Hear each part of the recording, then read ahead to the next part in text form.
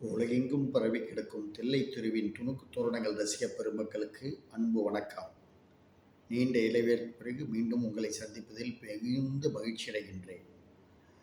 இன்றைக்கி டிட்பிட்ஸில் மெயினாக பார்த்த போதீங்கன்னா, உலகத்திலேயே மிகச்சிறந்த குழந்தை உணவு செரலாக். இது நெஸ்லே கம்பெனிக்காரன் தயாரிக்கிறது. இதில் ஒரு அதிர்ச்சி மிகுந்த தகவல் என்னென்னா, நெஸ்லே கம்பெனிக்காரன் தயாரிக்கிற இந்த செரலாக்கில் இந்தியாவுக்கு வரக்கூடிய அந்த உணவு டின்களில் அதிக அளவு சர்க்கரை கலந்துருக்கு, சுகர் கண்டென்ட் அதிகமாக இருக்குது.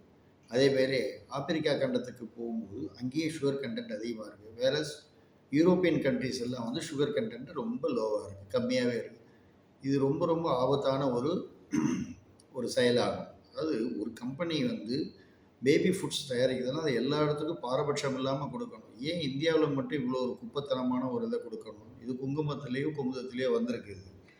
இது ரொம்ப மோசமான ஒரு செயல் கூட. சுகர் கண்டென்ட் அதிகமாக இருந்ததுன்னா நாங்கள் குழந்தைகள் வந்து இனிப்பை சேர்த்து விடுற மாதிரி ஆகிடும். அது நாளடைவில் உங்களுக்கு ஆரம்ப காலத்திலேயே இனிப்பு சேர சேர சேர இன்சுலினுடைய சுரப்பை கம்மியாகி போய் பின்னாடி பல வியாதிகள் வரும். இது வந்து திட்டமிட்டப்பட்ட ஒரு செயல் மாதிரி தெரியுது. ஆப்பிரிக்கா கண்டத்தில் இதை விட அதிகமாக இருக்குது. இதுக்கு பல உணவு நிறுவனங்கள் இதெல்லாம் இருந்தும் இன்னைய வரைக்கும் நிலைமை வந்து இன்னும் சீரடையலை. இது வந்து மிகுந்த மோசமான ஒரு சூழ்நிலை. இது வருத்தப்பட வேண்டிய சூழ்நிலை. இதுக்கு இம்மிடியேட்டாக ஆக்ஷன் எடுக்கணும். இது ரொம்ப டேஞ்சரஸ் லெவலில் உள்ளது. எத்தனையோ குழந்தைகளுக்கு தாய்மார்கள் வந்து 6 மாதம் கூட பால் கொடுக்காம பேபி ஃபுட்டுன்னு சொல்லக்கூடிய இந்த செரலாக தான் நம்பியிருக்காங்க கடந்த 40-50 ஆண்டுகளமாக. அது இதேமாரிலாம் இப்போ ஆராய்ச்சியில் வரும்போது தெரிஞ்சுன்னா ரொம்ப வேதனைப்படக்கூடியதாக இருக்குது. இதுக்கு இம்மிடியேட்டான ஒரு ஆக்ஷன் தேவைங்கிறது என்னுடைய ஒரு பணிவான ஒரு எதிர்பார்ப்பு. அடுத்ததாக பார்த்திங்கன்னா, இந்த ஷூ ஃபேக்ட்ரிஸில் பார்த்திங்கன்னா, இந்த ஷூக்கெல்லாம் இப்போ போட்டுக்கிறமே லேடிஸ் சாண்டில்ஸு, ஜென்ஸு ஷூஸ், இதுக்கெல்லாம் பயோனியர் யாருன்னா ஜிம்மி சூ. இவர் வந்து மலேசியாவில் இவங்களுடைய அப்பா அம்மா குடும்பம் 75 ஆண்டுகளுக்கு முன்னாடி சிங்கிள் ஹேண்டாக ஷூ தயாரிச்சிருந்தார் அப்பா. சிறந்த ஷூ மேக்கர், ஹேண்ட்மேடு ஷூஸ். 75 வருஷம் முன்னாடி மலேசியாவில் குடிசை தொழில் மாதிரி.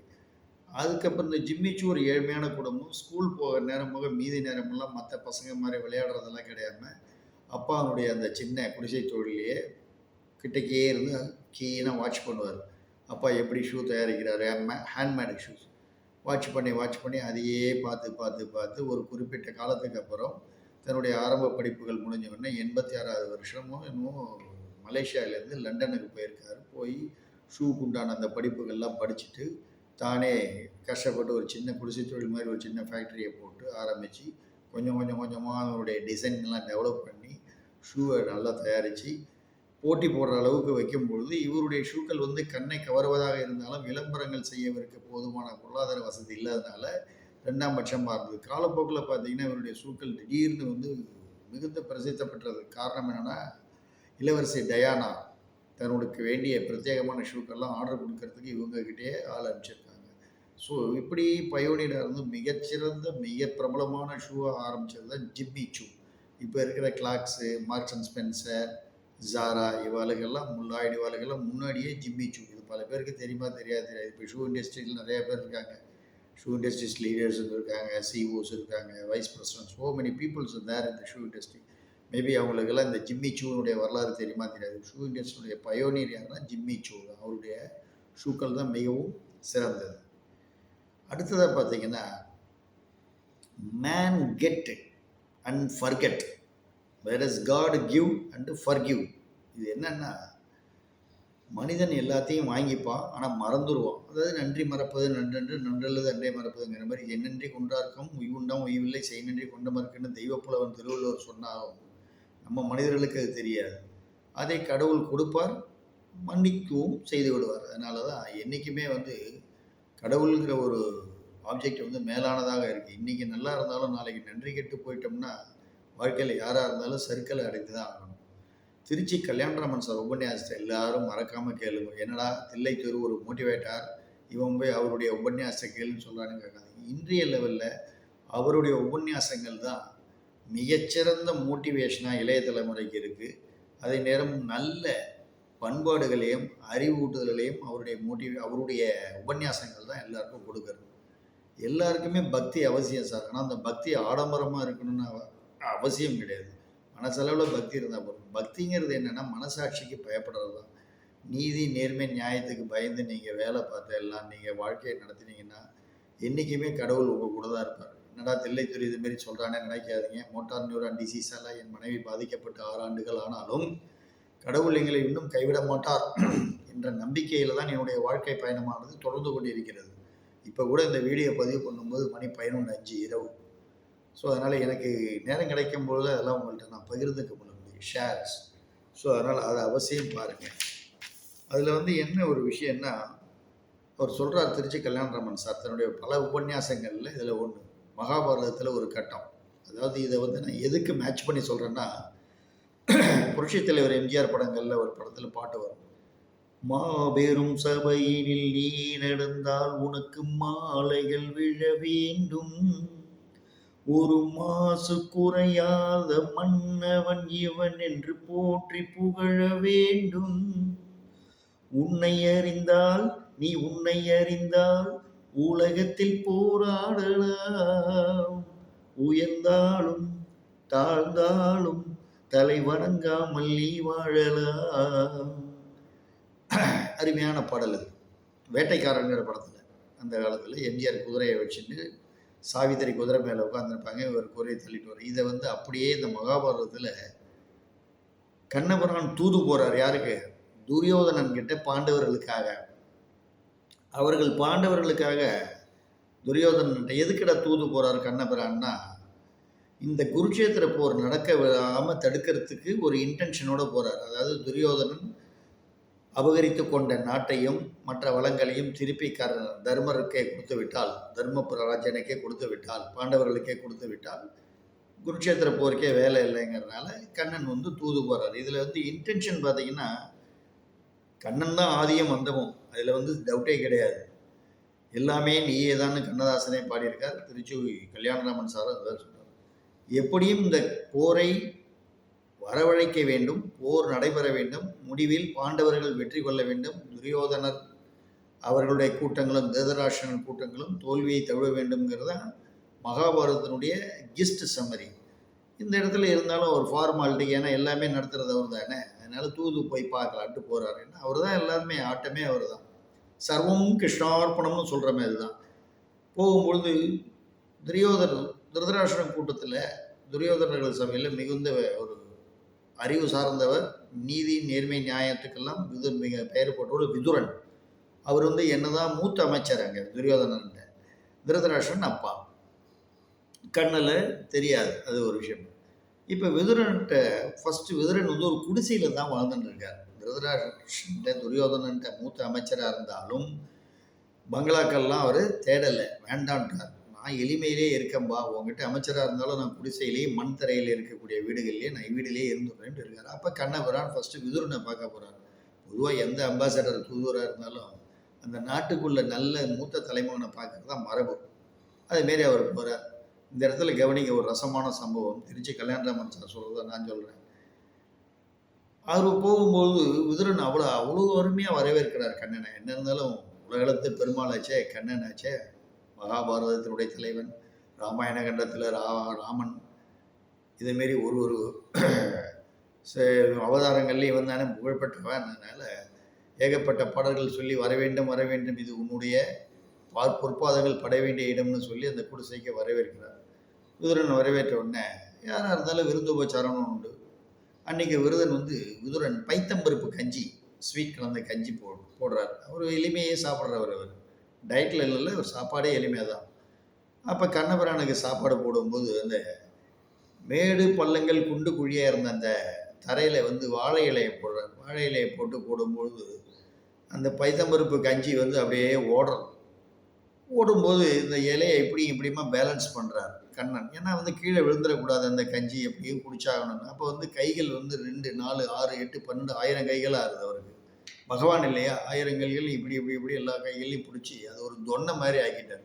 தொன்னை மாதிரி ஆக்கி குடிச்சிட்டு சொல்கிறார், பிரகலாத சரித்திரத்தில் இரண்டியனை நான் வதம் பண்ணும்போது கூட ஏகப்பட்ட ஒரு 10-15 கையோடு வந்த நரசிம்ம அவதாரமா, ஆனால் 2 கைக்கு மேலே எனக்கு இரண்டியன் வேலை கொடுக்கல, 2 கையால் அவனை கிச்சகவதம் பண்ணிட்டேன்.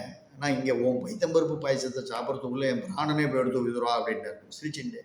அந்த 1000 கைகளுடைய கண்ணபிரான் தோற்றத்தை விதுரனுக்கு காமிக்கும்போது விதுரன் சொன்னார், மகாபாரதத்து அரசனே, அண்டத்தை காக்கும் அரசனே, எனக்கு நான் பெற்ற பாக்கியம் எதுவல்லவோ அப்படின்னு அந்த அவதாரத்தை கண்டு கழிக்கிறார், அனுபவிக்கிறார்.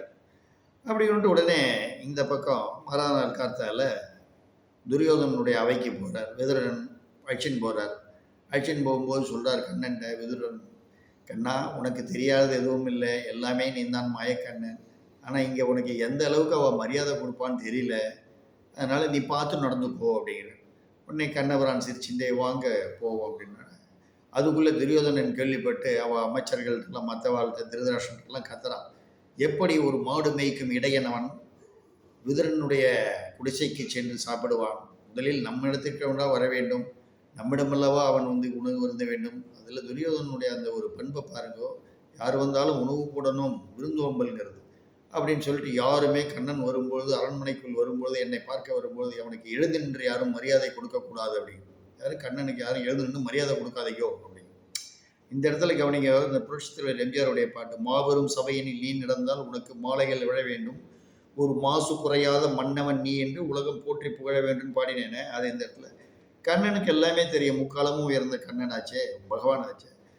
அவன் உள்ளே என்ட்ரு பண்ணும்போது இந்த மற்ற அமைச்சர்கள்லாம் எக்ஸப்ட் துரியோதனன் மீதி எல்லாரும் அவர்களையும் அறியாமல் எழுந்து நின்று வரவேற்றார்கள். ஏன்னா சில சக்திகள் சில மாயங்கள் உள்ளே வரும்பொழுது நம்மளையும் அறியாமல் நம்ம உடம்பு அந்த வைப்ரேஷனில் மரியாதை கொடுத்துரும், ஒரு சிலிர்ப்பு உண்டாக்கிடும். அதுமாரி எல்லாரும் அவளையும் அறியாமல், ஏன்னா பகவான் வரும்போது எப்படி இது பண்ண முடியும், சாதாரண மனுஷன் எழுந்து நின்று எல்லாரும் நமஸ்காரம் பண்ணிட்டு வரவேற்கிறார்.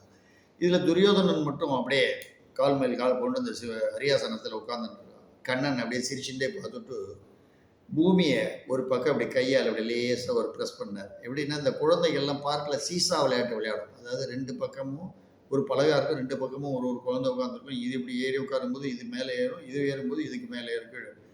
அதேமாரி இப்போ ஒரு அழுத்தினோம், அந்த பூமி லைட்டாக கீழே அப்படி இறங்கினோன்னா லேசான ஹெக்டேர் அளவு நெல் நடக்கும்னு சொல்லுவாங்க. சிம்மாசனத்தில் அரியாசனத்தில் உட்காந்தவன் திருன்னு வேகமாக உருண்டு வந்து உளுந்து நின்னவாரெல்லாம் எப்படியோ ஸ்டடி பண்ணிட்டான். உருண்டு வந்து துரியோதனை ஒரு காலடியில் விழுந்துட்டான். கண்ணபுரான் விழுந்த உடனே கண்ணபுரான் கேட்குறாரு, என்ன துரியோதனா, உன்னுடைய அமைச்சர்கள் மற்றவாரெல்லாம் ஓரளவுக்கு மரியாதையாக எழுந்து நின்று என்ன பண்போடு வரவேற்றாங்க, ஆனால் நீ மட்டும்தான் மிகுந்த பண்போடு உயர்ந்த பண்போடு என் காலில் நமஸ்காரம் பண்ணி என்னை வரவேற்கிறேன்.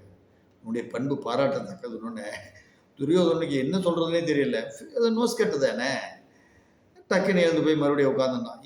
இந்த கிளிப்பிங்கோட இந்த விதுரன் கண்ணபிரான் தூது படலத்தை நான் முடிக்கிறேன். இது எதுக்கு சொல்கிறேன்னா, இதை நான் சொல்கிறத விட கல்யாணராமன் சார் சொல்லும்போது அவ்வளோ அருமையாக இருந்தது. நிறைய கேட்கலாம், நான் மோட்டிவேட்டராக இருக்கலாம், எல்லாமே மோட்டிவேஷன் தான் சார். மோட்டிவேஷன் ஒன்றும் தனியாக இல்லை. ஒரு பெரிய அரங்கத்தில் கூப்பிட்டு ஒரு 3 மணி நேரம் பேசி உங்கள்கிட்ட கைத்தட்டல் வாங்குறதெல்லாம் மோட்டிவேஷன் கிடையாது. நீங்கள் எந்த வேலையை செய்கிறீங்களோ அந்த வேலையில் கான்சன்ட்ரேஷன் அதிகமாக இருந்தாலே போகிறோம். உங்களுக்குள்ளேயே தனியே ஒரு உற்சாகம் வரும். What do you mean by motivation? உங்களுக்குள்ளே ஏற்படக்கூடிய உற்சாகம் தான். ஃபஸ்ட்டு எதுவாக இருந்தாலும் உங்களுடைய இன்ஃபீரியாரிட்டி காம்ப்ளெக்ஸை நீங்கள் அவாய்ட் பண்ணணும். உங்களை பற்றிய தாழ்வு மனப்பான்மை இருக்கக்கூடாது. அதே நேரம் உங்களை பற்றிய மிக உயர்ந்த மனப்பான்மையும் இருக்கக்கூடாது. சுப்பீரியாரிட்டியும் இல்லைங்க, இன்ஃபீரியாரிட்டியும் இல்லைங்க.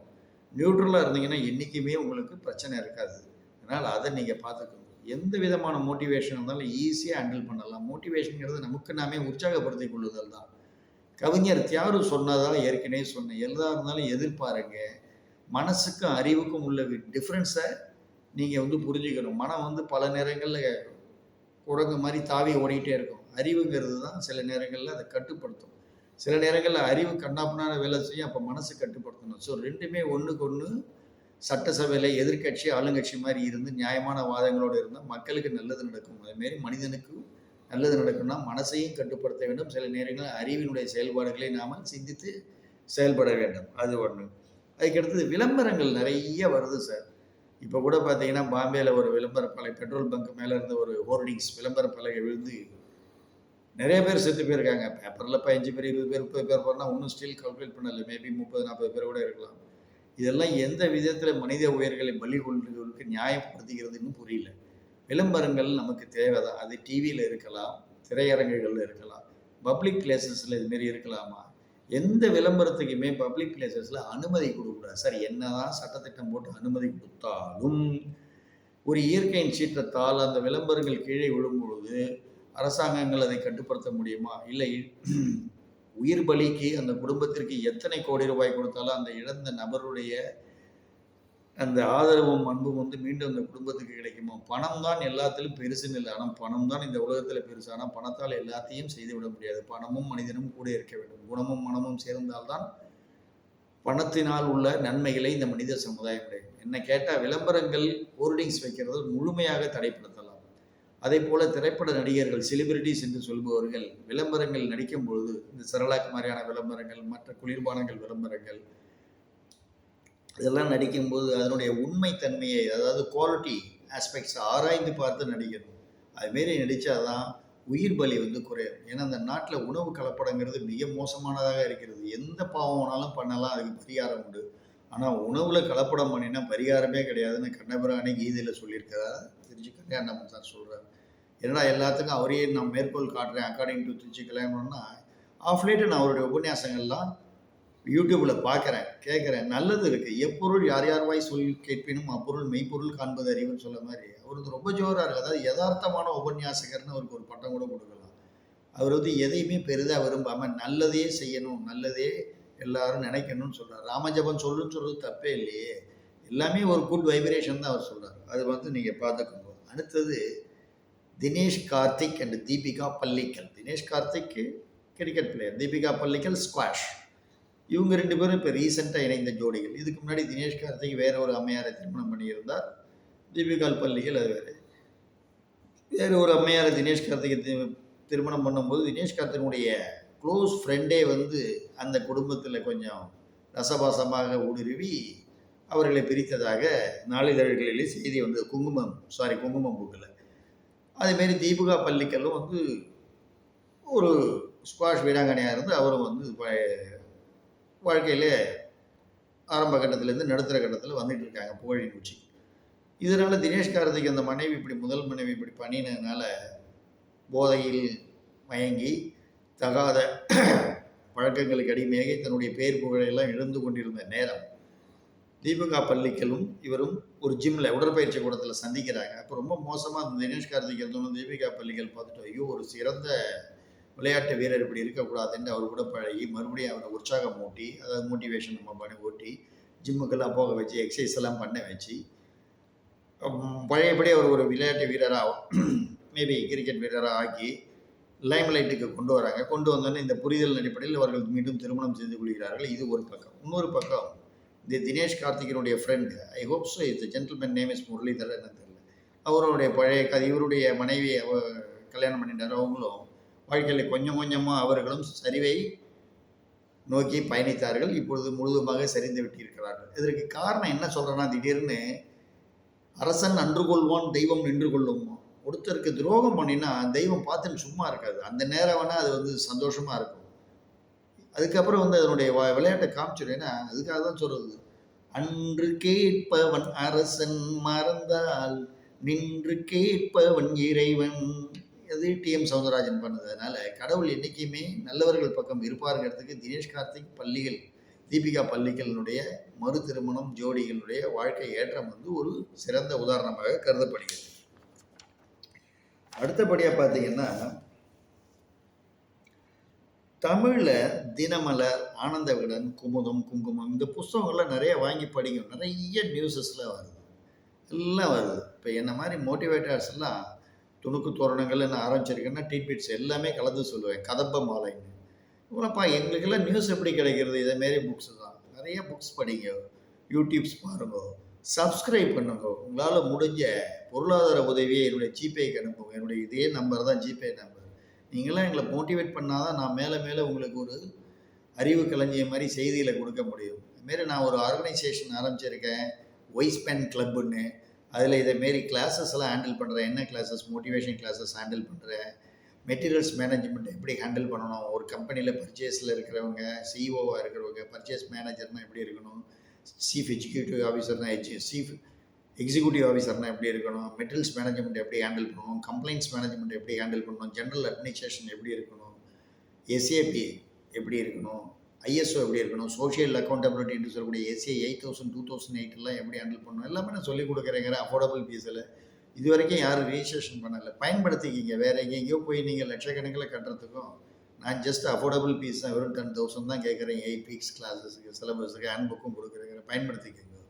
அதுமாரி சிறந்த நாவலாசிரியர்கள் இந்திரா சௌந்தரராஜன், ராஜேஷ்குமார் இவர்கள் நாவல்கள் எல்லாம் தவறாமல் படியுங்க. புஸ்தகத்துக்கு செலவு பண்ணுறதும், கல்விக்காக செலவு பண்ணுறதும், கல்வியில் எந்த ஒரு குறையுமே உங்களுக்கு வராது. ஏன்னா கற்கை நின்றே கற்கை நின்றே பிச்சை புகினும் கற்கை நின்றேன்னு சொன்னாங்க பெரியவர்கள். அதனால் பிச்சை எடுத்தாலும் கல்வி கற்கணும். என்றைக்குமே கற்ற கல்வி என்றைக்குமே கைவிடாது. நமக்கு சுற்றம் சூழல் கைவிட்டாலும் நாம் கற்ற கல்வி நமக்கு இன்றைக்காக இருந்தாலும் சரிவு நிலை சாய்ந்தாலும் நமக்கு ஒருவேளை சோறு கண்டிப்பாக போடும். அதேமாரி எந்த சூழ்நிலையிலும் உறவினர்களை மிகவும் மிகவும் நம்பிவிடாதீர்கள். குறிப்பாக சில ஒரு குறிப்பிட்ட முற்போக்கு சமுதாயத்தை சார்ந்தவர்களை நான் சொல்லுகிறேன். ஏனால் உறவினர்கள் எப்பொழுதுமே கூடி விருந்து உண்பவர்கள் நன்றாக இருக்கும்பொழுது ஓடி வருவார்கள், கூடியடித்து விருந்து உண்பார்கள். அதே ஒரு உறவினர்கள் ஒருத்தர் நொடித்து விட்டாலோ, இல்லை நோய்வாய்ப்பட்டு விட்டாலோ, இல்லது பொருளாதார ரீதியாக சிறிது குலைந்து விட்டார்களோ, திரும்பி கூட பார்க்காத உலகம் இது. இது எதுக்கு சொல்கிறேன்னா, குற்றம் பார்க்கின் சுற்றம் இல்லைன்னு ஒரு காலத்தில் சொன்னாங்க. இப்போ அப்படி இல்லை. பணம் பார்த்தா தான் சுற்றமே. அது ஒரு காலத்தில் சொன்னது அந்த காலத்துக்கு ஏற்ற பழமொழி. இப்போ பார்த்தீங்கன்னா ரொம்ப மோசம். அதுதான் நம்ம திருச்சி கல்யாணராமன் சார் உபன்யாசத்தில் சொல்கிறார்.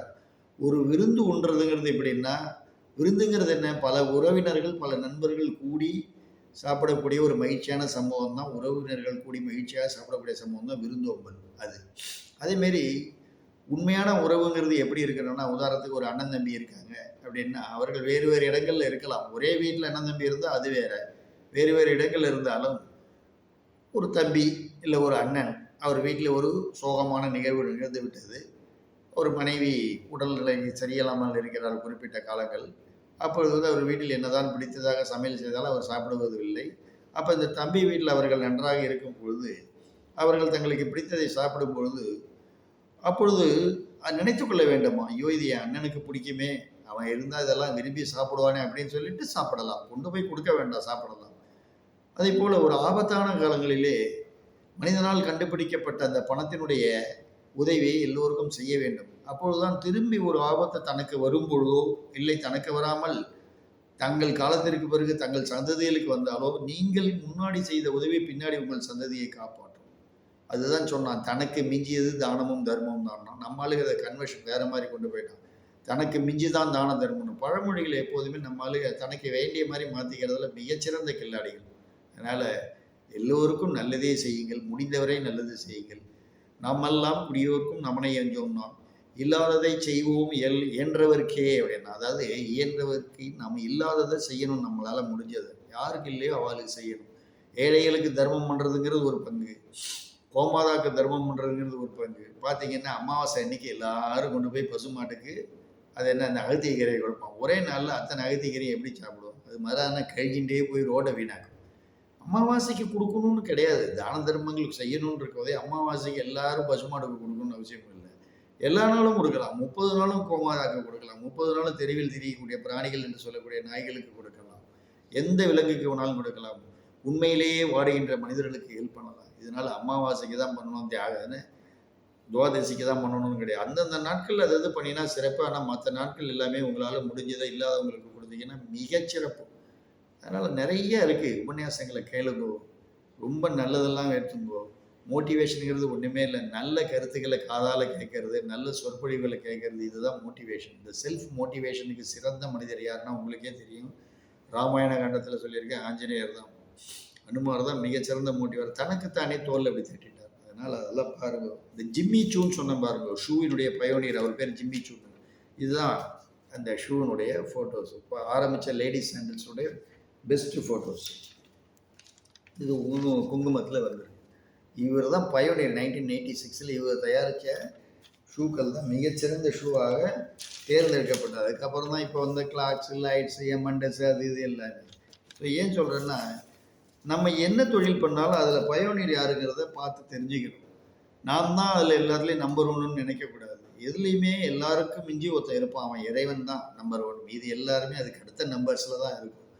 அதேமாரி எந்த தொழில் பண்ணாலும் தலைக்கணம் வந்துடக்கூடாது. செருக்கு என்று சொல்லக்கூடிய தலைக்கணம் வந்துடக்கூடாது. அது வந்ததுன்னா வாழ்க்கையினுடைய அழிவு பாதைக்கு தான் போகும், மொழி ஆக்கப்பூர்வமான பாதைக்கு போகாது. அதனால தான் புரட்சித் தலைவர் எம்ஜிஆருடைய 150 படங்கள்லேயும் உள்ள பாடல்களை பார்த்தீங்கன்னா உங்களுக்கு எல்லாத்துலேயுமே ஒரு மோட்டிவேஷனல் சாங்ஸ் தான் கொடுத்துருப்பாரு. எந்த பாட்டு எடுத்தாலும் நல்ல நேரத்தில் ஒரு பாட்டு வரும், கேஆர் விஜய் அம்மையாரோட காதல் பாடல் மாதிரி இருக்கும், ஆனால் நல்ல பாட்டு. ஆகட்டுண்டா தம்பி ராஜா நடராஜா மெதுவா செல்லையா பதமா தல்லையா காருக்குள்ளே பொண்ணு இருக்கு பார்த்துக்கோ கண்ணு ரெண்டும் பொண்ணு மேலே போட்டுக்கோ. அருமையான பாட்டு அது. அதாவது என்ன, அந்த காரை யானைகள் தள்ளும்போது கூட கவனமாக தள்ளணும், நீ செய்கிற அந்த வேலையில் கவனம் இருக்கணும்னு. ஓடி ஓடி உழைக்கணும், ஊருக்கெல்லாம் கொடுக்கணும், ஆடி பாடி நடக்கணும், அன்பை நாமும் வளர்க்கணும். என்னதான் கஷ்டப்பட்டு செஞ்சாலும் அதில் ஒரு பகுதி இல்லாதவனுக்கு கொடு, அவனையும் முன்னேற்று. அதனால தான் சில பெரியவர்கள் சொன்னாங்க, மீன் கொடுப்பதை விட மீன் பிடிக்க கற்றுக் கொடுப்பது நல்லது. அதனால் எல்லாமே வாழ்வாதாரம் அடுத்தவர்களுக்கு செய்யணும். உலகங்கிறது ஒரு பெரிய ஒரு உருண்டை, அதில் நாம் எல்லாருமே டைனி கிரீச்சர்ஸ் தான். பகவான் உலகத்தை படைக்கும் போது ஃபஸ்ட்டு நம்மளை படைக்கலை. மலைகள், காடுகள், பிராணிகள், விலங்குகள். பிராணிக்கும் விலங்குக்கும் வித்தியாசம் இருக்குது. பிராணினா செல்ல பிராணிகள், பூனைகள், கிளிகள், புறாக்கள், வாத்து, கோழி, நாய்கள், கோமாதா, இவெல்லாம் பிராணிகள். விலங்குகள்ங்கிறது கொஞ்சம் ஆக்ரோஷமாக உள்ளது, காடுகளில் வசிக்கக்கூடியது. மலை, செடி, கொடி எல்லாவற்றையும் படைச்சிட்டு தான் கடைசியாக மனிதனை படைத்தான். ஏன்டா கடைசியாக மனுஷனை படைச்சான்னா, இவங்கெல்லாம் படைச்சி இவங்கள் மூலியமாக இந்த மனிதன் தன்னுடைய வாழ்வாதாரத்தை தேடிக்கொள்ள வேண்டும், இவர்களையும் காப்பாற்ற வேண்டும் ஒரு ஆஸ்பெக்டில் படைச்சது தான் மனுஷனை கடைசியாக. ஆனால் இவன் என்ன பண்ணிட்டான், கடவுளுடைய நோஷனையே மாற்றி இது எல்லாமே தன்னுடைய ஆதாரத்துக்கு வாழ்வாதாரத்துக்கான்னு சொல்லி ஒருத்தரையும் ஒரு குறிப்பிட்ட இடத்துல அடித்து கொண்டு சாப்பிட ஆரம்பிச்சுட்டான். ஸோ அது தப்பு இல்லையா? இவ்வளவையும் படைச்சா இருந்தால் எதுக்கு? மனுஷன் அவளோட சேர்ந்து வாழ்ந்து முன்னுக்கு வரணும், அவளையும் பாதுகாக்கணுன்றது தான். அதனால தான் இங்கிலீஷில் வெள்ளைக்காரன் சொன்னான், Britain English, man is a social animal. மனிதன் ஒரு சமுதாய விலங்கு. விலங்குகள் எப்போதுமே எப்படின்னா எல்லாம் ஒன்று சேர்ந்து தான் இதுவாகும். தனித்தனியாக வேட்டைக்கு போனாலும் ஒரு காட்டில் எல்லாம் ஒன்றா தான் இருக்கும். அதுமாரி மனிதனுக்கு எல்லாருடைய தெய்வம் தேவை. நான் தான் பெரியவன் சொல்லி தனியாக எதுவும் ஹேண்டில் பண்ண முடியாது. எவ்வளோதான் கோடிக்கணக்கான பணங்கள் இருந்தாலும் எனக்கு உடல்வாய் நோய்வாய்ப்பட்டு போதிய ஆதரவு உள்ள நபர்கள் அவன் அருகாமையில் இல்லை என்றால் மிகவும் கஷ்டம்தான். நீங்கள் கேட்கலாம், ஏன் சார் கேர்டேக்கர் வச்சுருந்தா காசை கொடுத்தா எல்லாரும் வர போகிறான்னு. வேலைக்கு வரும் நபர்கள் வேறு, நம்மளை ஆத்மார்த்தமாக நம்மளை பார்த்து கொள்ளும் நபர்கள் வேறு. அதனால் நண்பர்களாகட்டும், உறவினர்களாகட்டும், எல்லாருக்கும் தேவை. ஏதோ ஒரு விதத்தில் ஒருத்தர் ஒரு விதத்தில் ஹெல்ப் பண்ணுவாங்க. அதனால் யாரையும் நம்ம இக்னோர் பண்ணக்கூடாது, எல்லாரையும் தூஷிக்கக்கூடாது, பூஷிக்கணும், பாராட்டணும். மனுஷ வாழ்க்கை ஒரு தடவை சார், போகும்போது ஒன்றும் எடுத்துகிட்டு போக போகிறதில்ல. அதனால் இருக்கிற வரைக்கும் இது வேதாந்தம் இல்லை, ஃபிலாசபி இல்லை, reality. There is the difference between philosophy and reality. நான் பேசுகிறதுல தத்துவம் கிடையாது. வாழ்க்கையில் பலமாக அடிபட்டவன் நான் அனுபவிக்காத அனைத்து இன்பங்களும் கிடையாது. இன்பங்கள் மீன்ஸ் நீங்கள் தவறாக நினைக்காதீர்கள். வாழ்க்கையில் உள்ள அனைத்து சுகபோகங்களையும் அனுபவித்தவன். இந்த 6 ஆண்டுகளாக வாழ்க்கையில் அனுபவிக்க முடியாத கொடுமைகளையும் அனுபவித்துக் கொண்டிருக்கிறேன். அருயிர் மனைவி மோட்டார் நியூரான் டிசீஸில் நோய்வாய்ப்பட்டு 6 ஆண்டுகளாக படுக்கையாக கிடைக்கிறாள். மருந்தே கண்டுபிடிக்கவில்லை இந்த நவீன விஞ்ஞான யுகத்திலே. இதுமாரி ஒரு டிசீஸ் இருக்கிறதே பல பேருக்கு தெரியாது. அது ஒன்று. வேலையையும் இழந்து, வருமானத்திற்கு உண்டான ஆதாரங்களை இழந்து இன்று உங்களுடன் பேசிக்கொண்டிருக்கிற இந்த இரவு வேலையில். இதற்கெல்லாம் காரணம் என்னென்றால், என்னுடைய பூர்வ ஜென்ம கர்மாக்கள்னு நான் சொல்லி அதை தப்பிச்சிக்க மாட்டேன். ஏதோ ஒரு சூழ்நிலையில் நாங்கள் ஏதோ ஒரு தப்புகளை பண்ணியிருக்கோம் போகிற ஜென்மத்தில். இந்த ஜென்மத்தில் பண்ணலாம், அதனுடைய பலனை அனுபவிக்கணும். அது வேறு வழி இல்லை. கலிகாலத்தில் எல்லாமே அனுபவிச்சோம். ஆனால் மீண்டும் முயற்சி எழுவோம் என்ற நம்பிக்கை எங்களிடம் இருக்கிறது. என் மனைவிடமும் இருக்குது, என்னிடமும் இருக்கிறது. அதனால தான் இன்றைக்கும் வாழ்வாதாரத்திற்காகவும் உங்களுக்கு நல்லதை சொல்ல வேண்டும் என்பதற்காகவும் இந்த காணொலியை அவ்வப்பொழுது உங்களிடம் ரிலீஸ் பண்ணுகிறேன். தயவு செய்து சப்ஸ்கிரைப் பண்ணுங்கள். இந்த சப்ஸ்கிரைப் பண்ணுறதுனால உங்கள் சொத்து இழந்துட போகிறதில்ல, உங்களுக்கு இருக்கக்கூடிய அறிவை இழந்துட போகிறதில்ல. நானும் மற்றவங்க மாதிரி 2 கிலோ கோழிக்கறி வாங்கிட்டு ஒரு கேஸ் ஸ்டவை தூக்கிட்டு ஒரு வேனை வாடகைக்கு எடுத்துட்டு ஏதாவது ஒரு காட்டுக்கு போய் நானும் கோழி குருமா, கோழி ரோஸ்ட்டு எல்லாம் பண்ணலாம். இல்லை மீன் வாங்கி பாஷா மீன், வஜ்ர மீன்லாம் வாங்கிட்டு போய் வறுத்துக்கிறது, இதை இப்படி பண்ணணும் அப்படி பண்ணணும்னு சொல்லலாம். எனக்கு இப்போ அதிலெல்லாம் உடன்பாடும் இல்லை. எனக்கு அதை செய்வதற்கான போதிய நிதி ஆதாரங்களும் கிடையாது. ஆனால் நான் உங்களுக்கு சமையல் டிட்பிட்ஸும் கொடுப்பேன். எல்லா ஏரியாவிலையும் நான் டச் பண்ணியிருக்கேன். சிங்கார வேலையில் வடிவேலு அறிமுகப்படுத்தும் போது சொல்லுவார் மனோ, இவன் மட்டும்தான் இங்கே இருக்கிற எல்லா இன்ஸ்ட்ருமெண்ட்டையும் டச் பண்ணுவான்னு. உடனே கமல் கேட்பான், அப்படின்னா எல்லாம் வாசிக்க தெரியுமா? இல்லை, இவர் தான் எல்லா இன்ஸ்ட்ருமெண்ட்டையும் க்ளீன் பண்ணுற ஆளும். அது மிகச்சிறந்த நகைச்சுவை. அது எதுக்குன்னா, jack of all trade but master of none. என்னை பொறுத்தவரைக்கும் நான் jack of all trade, but எதுலேயும் நான் மாஸ்டர்னு நான் சொல்லிக்க மாட்டேன். எனக்கு தெரிஞ்சதை உங்கள்கிட்ட ஷேர் பண்ணுறேன். அந்த ஷேரிங்க்கு நீங்கள் ஏதாவது பார்த்து எனக்கு சம்பாவனை கொடுக்குறேன். உபன்யாசகருக்கு கொடுக்க வேண்டிய நிதி ஆதாரத்துக்கு பேர் சம்பாவனை. இதையும் நீங்கள் சம்பாவனையாக எடுத்துக்கலாம். கொடுத்தீங்கன்னா நானும் வாழ்வேன், நீங்களும் வாழலாம். உங்களுக்கும் அறிவுபூர்வமான சில செய்திகள் கிடைக்கும். வைஸ்பன் கிளப்பு, தில்லைத்துருவின் துணுக்கு தோரணங்கள், இதுக்கு சப்ஸ்கிரைப் நிறையா பண்ணுங்க. உங்கள் ஆதாரமான நிதி ஆதாரங்களை எனக்கு வழங்குங்கள். மேலும் பல நல்ல கருத்துக்களோடு அடுத்த காணொளியிலே உங்களை மீண்டும் தரிசிக்க ஆவலுடன் இருக்கும் உங்கள் தில்லை திரு. நன்றி, வணக்கம். ஓம் நமோ நாராயணா.